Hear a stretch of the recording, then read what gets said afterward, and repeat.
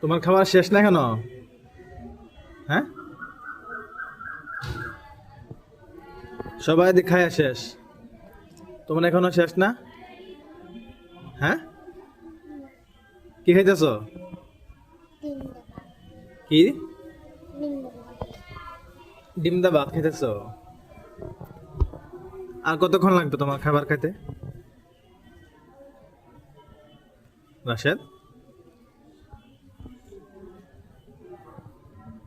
আর কতক্ষণ লাগবে তোমার?